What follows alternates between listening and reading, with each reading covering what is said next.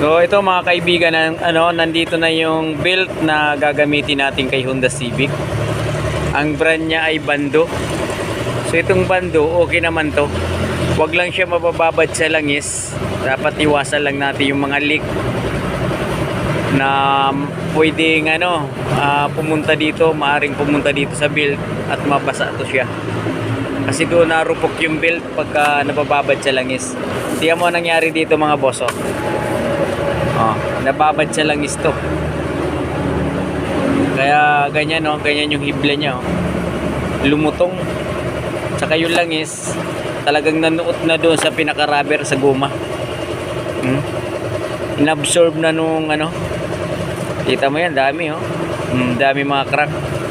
Inabsorb na ng guma yung langis.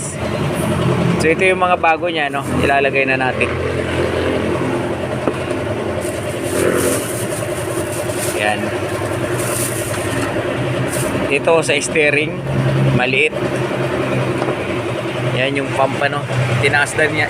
Inangat din natin yung pump, tinanggal natin para mailagay natin ng maayos yung sa alternator.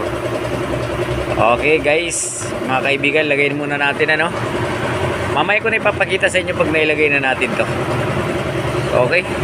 Kasi medyo mahirap mag-video hindi tayo makakagawa pagka magbibideo lang tayo. So kailangan kabit na natin to. Okay guys, let's go.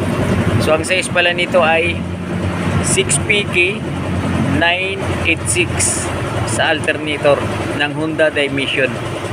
6PK 986. Tapos ito namang isa